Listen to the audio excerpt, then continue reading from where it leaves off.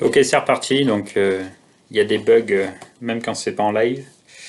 Donc, vous aurez sans doute plusieurs vidéos. Désolé pour cela. Donc, on en était à la question 3. Calculer pour chaque étape la chaleur et le travail échangés par le fluide avec le milieu extérieur. Donc, je vous avais donné comme indication,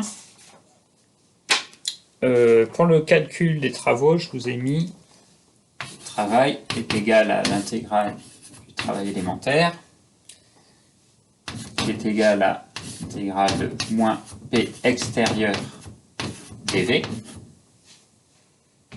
C'est toujours le travail des forces extérieures, mais pour une transformation réversible, la pression dans le système est à tout moment égale à la pression extérieure. Donc on peut remplacer Px par P du système. Donc c'est égal à l'intégrale de moins P dV. Donc entre A et B, oui, le deuxième point que je vous donnais, c'est qu'il va falloir utiliser le premier principe de la thermodynamique. Variation de l'énergie interne est égale à travail plus chaleur. Donc on va calculer le travail comme ceci. La variation de l'énergie interne par la formule variation de U égale CV variation de T. On peut utiliser ça parce qu'on est sur un gaz parfait, donc son énergie interne ne dépend que de sa température. Et pour finir, le CV d'un gaz parfait, c'est NR sur gamma moins 1. Donc c'est égal à NR sur gamma moins 1 delta T. Donc une fois qu'on aura la variation d'énergie interne et le travail, on pourra calculer également la chaleur échangée. Voilà. Donc avec ces trois lignes, j'ai déjà rempli mon tableau. Il va falloir que j'efface. Et on va commencer par le calcul du travail, la chaleur échangée entre le point A et le point B. Donc de A à B, on est sur une isotherme réversible.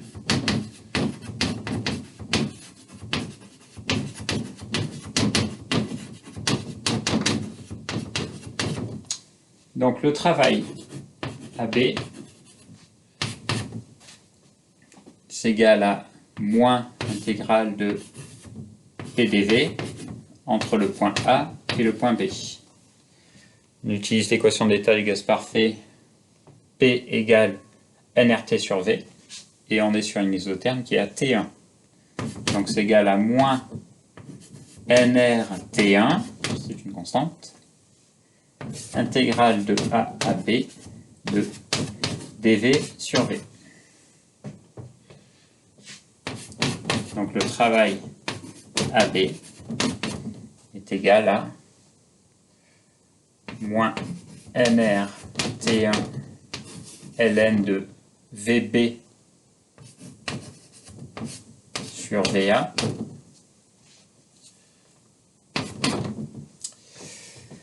VB c'est égal à 1/10 de VA, donc c'est égal à nRT1 ln de 10. Ça c'est le travail AB.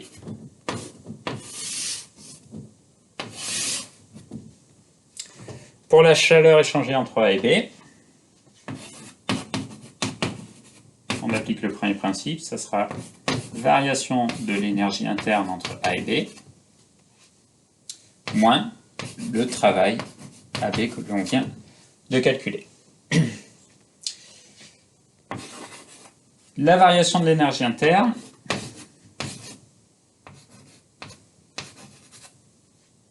c'est égal à CV delta T. On est sur une isotherme, donc delta T égale 0. Ça vaut 0. On en conclut que QAB est égal à moins le travail entre A et B. Donc pour les applications numériques, je vais pas forcément effacer. Le travail AB, il est égal à, je vous le dis, 230 joules. Et donc QAB, c'est moins 230 joules.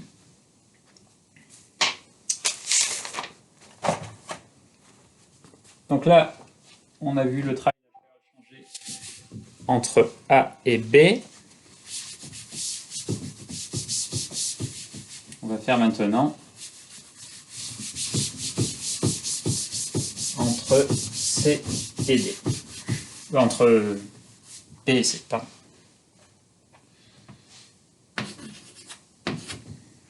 B et C, on est maintenant sur une isochore.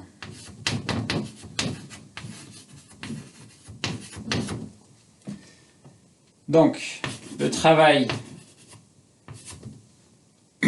entre B et C est égal à 0, vu qu'il n'y a aucune variation de volume. Et la chaleur échangée entre B et C, ça va être égal à la variation de l'énergie interne entre B et C. C'est égal à CV TC moins TB, variation de température. Donc c'est CV T2 moins T1. Et CV, c'est égal à NR sur gamma moins 1, T2 moins T1.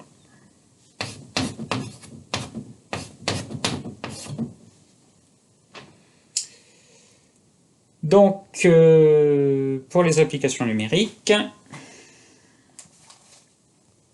QBC est égal à 250 joules.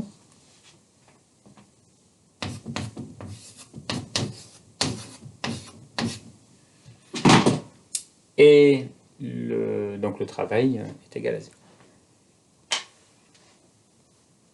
Donc ensuite, on va utiliser les mêmes choses que l'on a fait précédemment pour calculer le travail et la chaleur échangés entre les points C et les points D.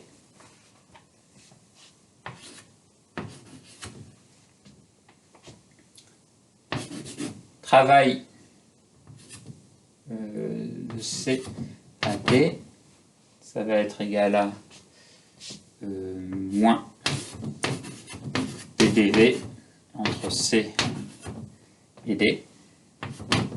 Donc on transforme P en nRT sur V. C'est égal à moins nR, cette fois-ci on est sur une isotherme T2, donc moins nRT2 ln de VD sur VC.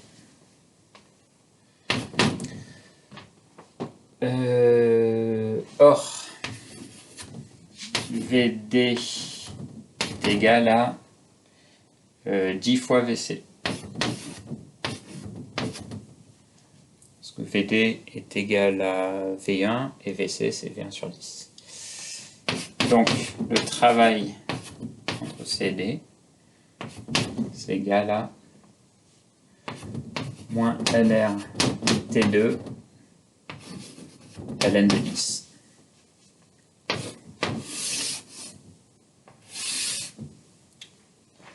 De la même façon que tout à l'heure, on est sur une isotherme, donc l'énergie interne ne varie pas. Et donc le travail, donc la variation d'énergie interne est égale à 0.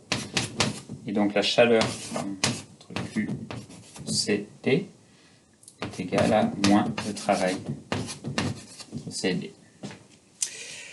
Les applications numériques. Travail CD, c'est égal à moins 460 joules. Ici, moins 460 joules. Et donc évidemment, QCD égale 460 joules. Il nous reste l'isochore entre D et A.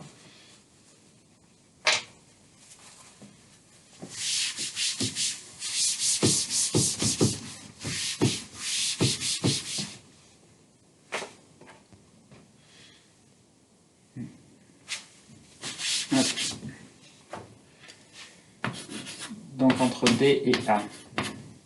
Comme tout à l'heure, on est sur une isochore, donc le travail dA est égal à 0.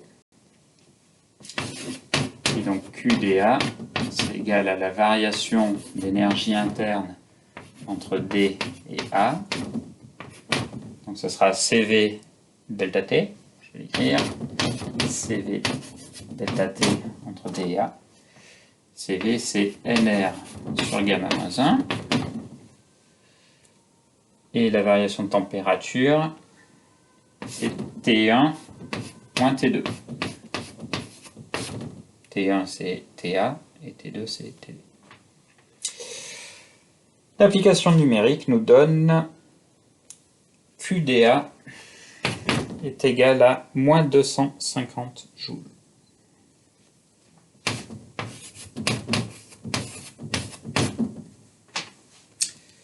Voilà. Donc on a répondu à la question 3. Je vais effacer.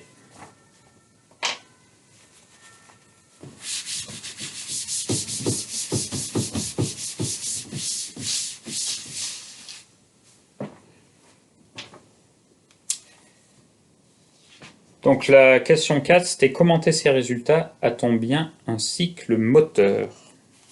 Donc l'indication que je vous avais donnée pour ça, c'est faire la somme des travaux et conclure.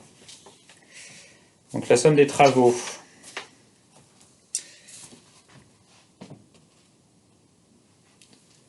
le travail total, c'est égal à WAB plus WBC plus WCD plus WDA. Donc on en a deux qui sont nuls, c'est cela. Et les deux autres, on va les additionner. WAB, c'était 230 joules. Et WCD, c'est moins 460. Donc c'est égal à moins 230 joules. Le travail est négatif. Conclusion, on a bien un cycle moteur.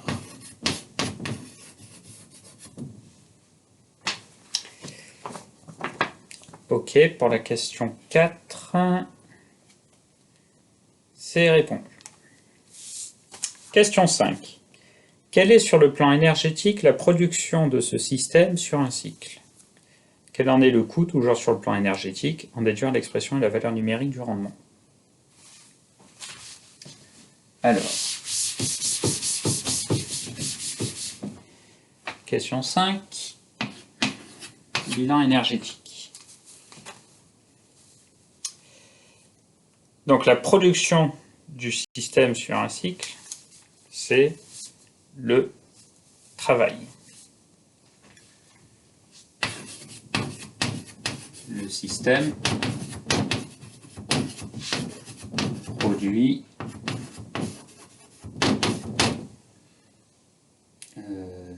W égale, ce qu'on vient de voir, moins 230 joules.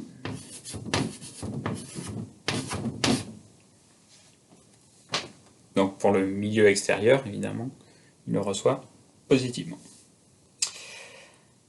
Quel en est le coût, toujours sur le plan énergétique? Donc là, c'est le coût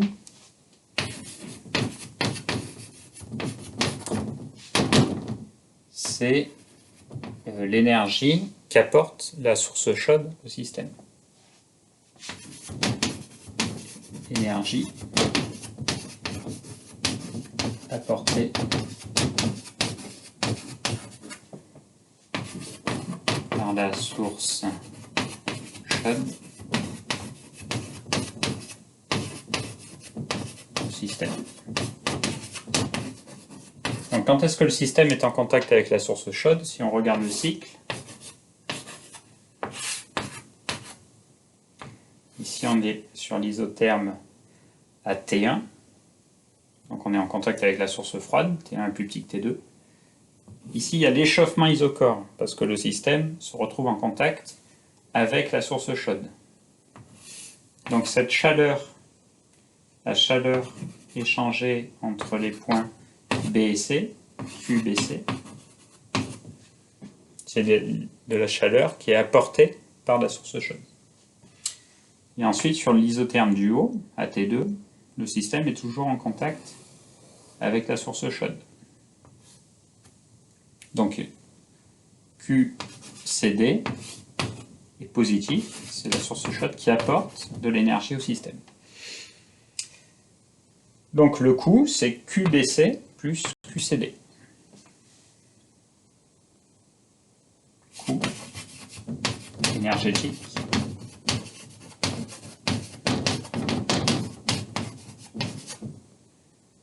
est égal à QBC plus QCD. L'application numérique nous donne QBC plus QCD 710 joules.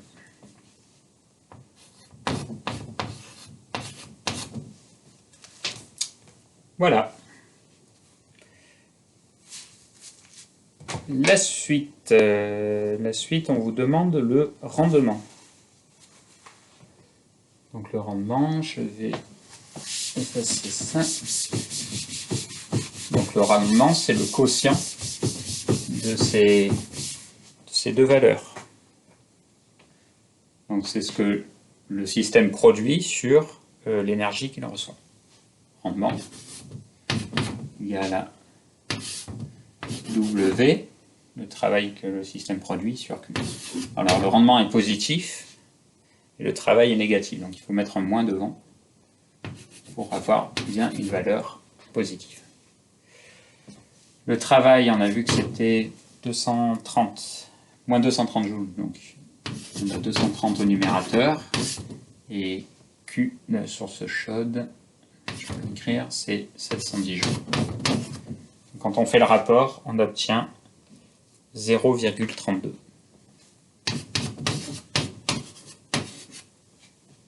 Donc le rendement de notre moteur est de 32%.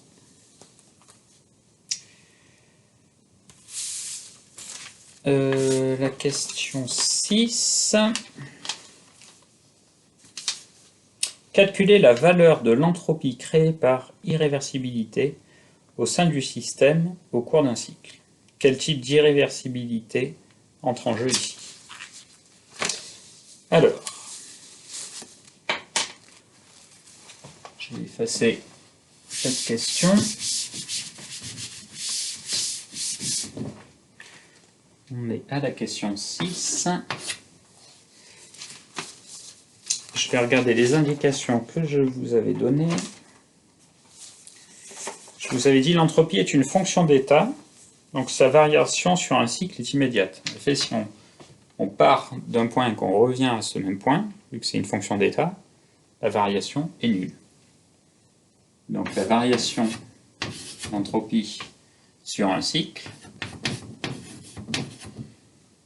supposons qu'on part du point A et on revient au point A, ça va être égal à l'entropie au point A moins l'entropie au point A. Donc c'est bien égal à 0.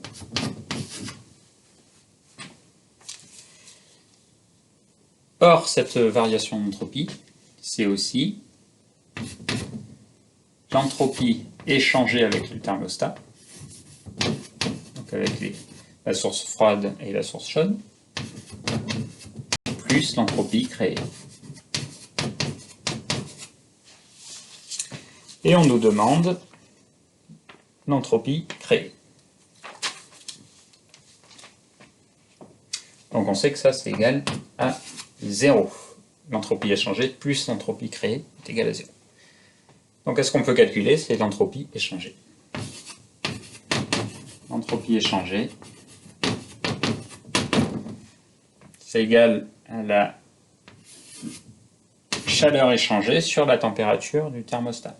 Donc la chaleur échangée avec la source chaude sur la température de la source chaude, plus la chaleur échangée avec la source froide sur la température de la source froide.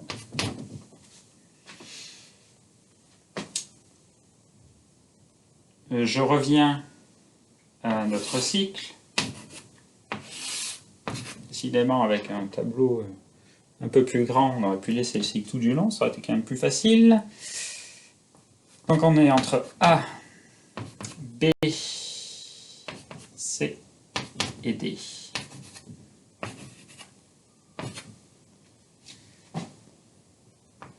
Donc ici c'est l'isotherme lorsqu'on est en contact avec la source froide, T1. Ici l'isocore, l'échauffement isocore. Ici l'isotherme en contact avec la source chaude, donc à T2. Et ici l'isocore de refroidissement. Donc on a déjà vu tout à l'heure que la source chaude apportait comme chaleur QBC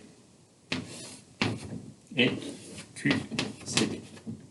Donc les chaleurs échangées par contre entre D, A et B sont échangées avec la source froide. Donc QDA, c'est une chaleur qui est perdue. Elle est négative, on a fait le calcul tout à l'heure. Donc ici c'est QDA, et elle va dans la source froide.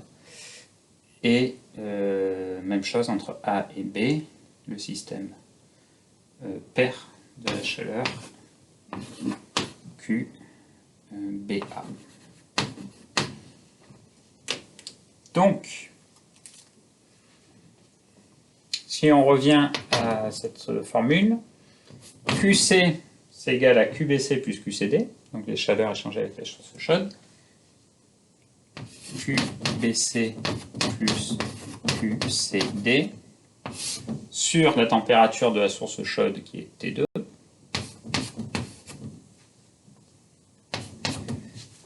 Et QF, c'est QDA plus QBA. Les chaleurs échangées avec la source froide. QDA plus QBA. On divise par la température de la source froide T1. Donc, je cherche les valeurs numériques. On obtient, il va falloir que j'efface encore, quoique j'ai quand même la place. QBC plus QCD, c'était 710 joules, sur T2 qui vaut 600K. QDA et QBA, ça va être négatif. Et ça me fait moins 480 joules sur T1 qui vaut 300K. Donc on en déduit que l'entropie échangée est égale à moins 0,42 joules par Kelvin. Je vous l'écris ici. Moins 0,42 joules par Kelvin.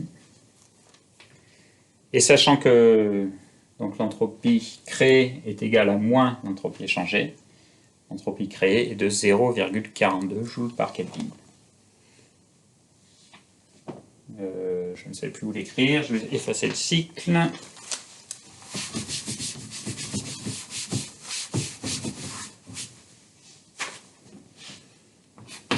L'entropie créée est égale à 0,42 joules par Kelvin. Voilà, on a répondu à la question. Donc évidemment, l'entropie créée est non nulle, ce qui veut dire que la transformation est irréversible.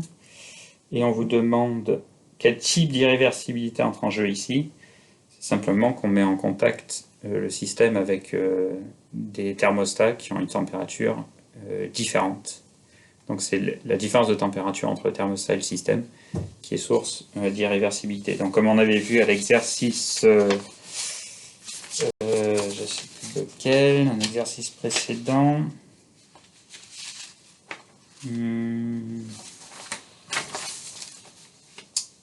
chapitre 2, exercice 1.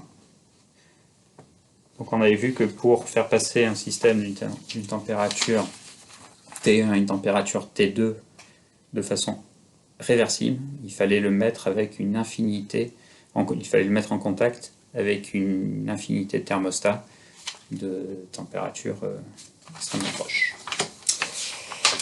Voilà. Donc là